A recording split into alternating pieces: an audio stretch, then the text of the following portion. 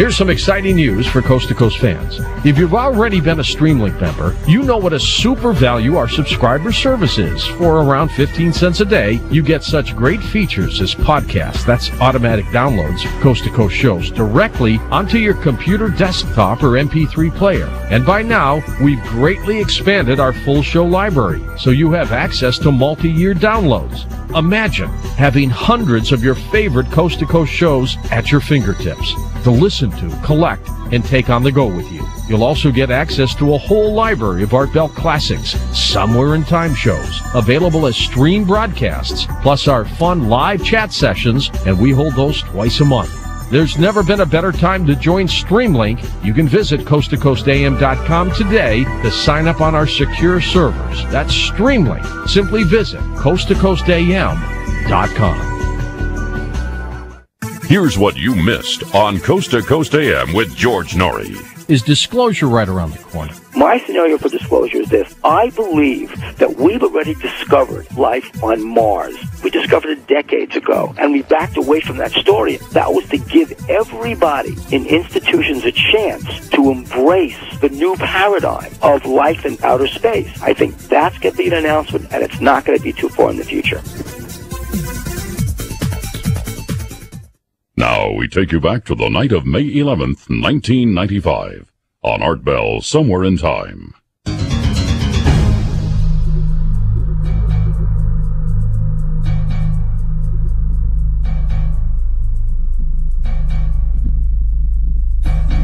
All right, back now to Lindsay Williams.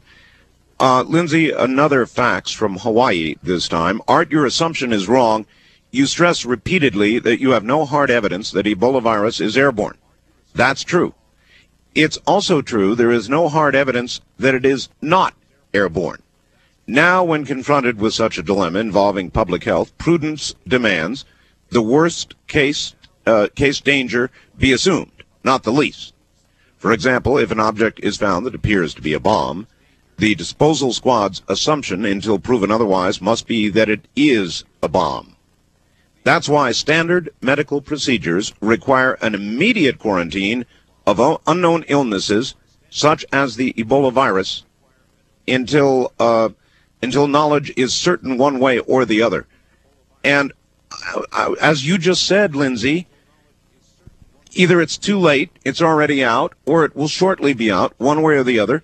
They are not imposing that kind of quarantine. Doesn't that indicate that they don't think that it's so airborne that it will spread in a flash fire around the world? All right. In order to answer a question like that, they say that history is the best way to find the answer. Now, let's go to what happened last summer. It was called flesh-eating disease. There were a few cases in England. Right. Within a matter of hours, someone had taken a jet aircraft and spread it to Canada. Yeah. We thought it would stop there. Everybody hoped Pac-Man, eating an inch of flesh per hour, would stop there, but it didn't. It spread into the United States of America. Then this winter, Mr. Bouchard, the Premier of Canada, has his leg amputated. The best medical service that could be given to the Premier of Canada, and yet they couldn't stop the spread of it, and his leg was amputated. It's true. Last month, 4 people died. Now, how fast did this spread? And now it is literally spread all over the world. No quarantine at this point would have stopped it. So how do we think that the same thing that happened in the past won't happen again? Now, of course, this has spread even further. So we're not even smarter than a bug, huh? Well, it sure seems that the bugs are smarter than us. After all, we're still given antibiotics and depressing the body's immune systems in light of the fact that they say there is positively no known drug that will stop this Ebola. And yet the only thing that anybody has is what God put in these bodies originally, and that's an immune system. And if allowed to work correctly, it can overcome contact with any known virus, bacteria, fungus. Okay. Now, if anything... Lindsay, again, I got to stop you. This is really an important question. I'll lose it if I don't ask it. A 90% fatality rate, right? That's what they said in today's USA Today. Now, that I don't really quite get that. Does that mean that that of 10 people that get this disease, 9 die, but 1 actually recovers from Ebola? That is correct. And not only that, but that's the way it was with the Black Plague in the 1800s. But I have never seen anybody who had Ebola and recovered. And if there was such a person, they'd be really valuable. In other words, you would think the CDC would have them strapped down somewhere, taking their blood, and saying, now, how did this person live through this? I mean, we're talking about a disease that literally explodes the cells, disintegrates internal organs, and so if you get it, how in the world can you not die from it? I wonder about their 90% figure.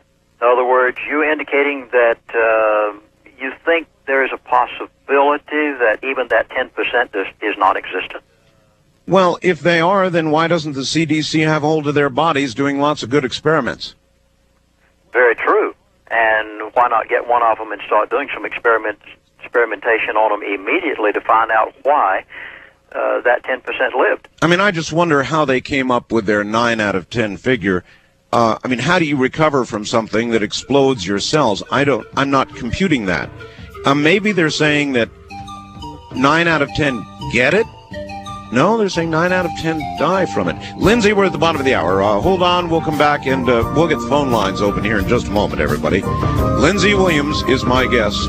We'll be right back. You're listening to Art Bell, Somewhere in Time on Premier Radio Networks. Tonight, an encore presentation of Coast to Coast AM from May 11th, 1995.